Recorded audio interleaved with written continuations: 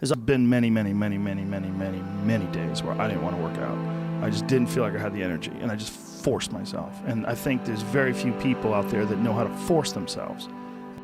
That kind of discipline and focus, you have to have like real rigid requirements of yourself where you don't allow yourself to back out of things and you don't allow yourself to slack off.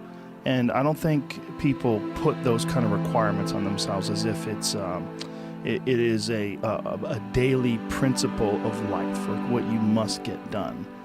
And if you did that, I think you'd be healthier and happier, and your body would perform more smoothly. And if you require your body to do things like that, I think it rises to the occasion. There are very few people that have that kind of discipline. So because of that, they come up with excuses. And excuses are a giant part of the problem. It's not simply a physical health issue. There's also mental aspects of it, and discipline's a big one. I just know way too many people who are weak mentally. And I can't just chalk it off to only, their physical, the way they physically feel, because I felt like shit 100 times, and then I worked out, and then I felt way better.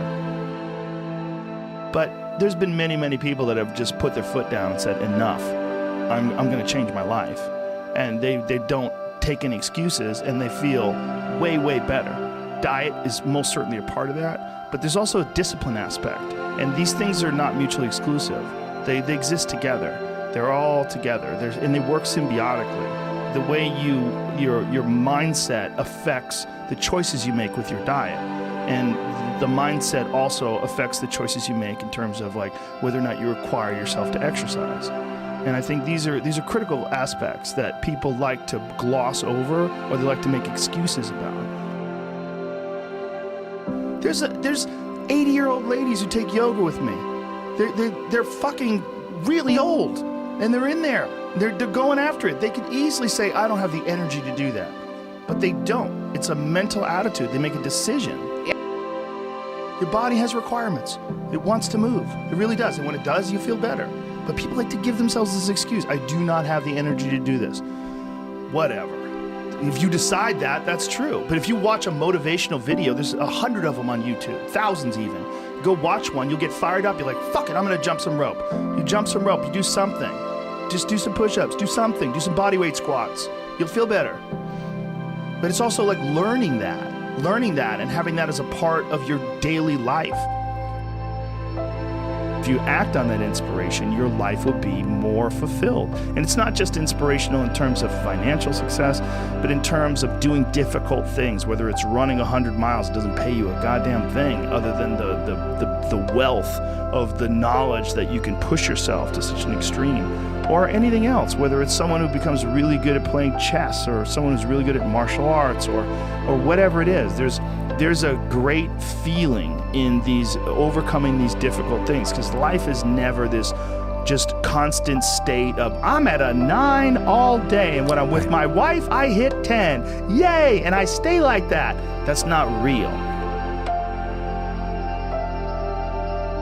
This is the world that we live in today, and I think part of that world is because we have been fed this line of horseshit that you're supposed to seek comfort, and I don't think you are. I think you're supposed to seek lessons, and you're supposed to seek difficult tasks and accomplishments, and through those things and through doing things that are hard to do, even if it's just a fucking 90-minute hot yoga class. I do a 90-minute yoga class, man. Those last 20 minutes, I do not want to be there, man. And I definitely don't want to give 100%. And I can cheat.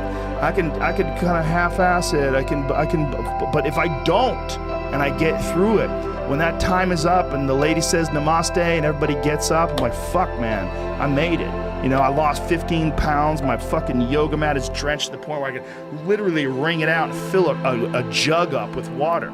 But through that struggle, I will now have a better day, and I better fucking do it again tomorrow, or do something else. Because if I just think, well, tomorrow I'm just gonna coast and eat Twinkies and watch TV.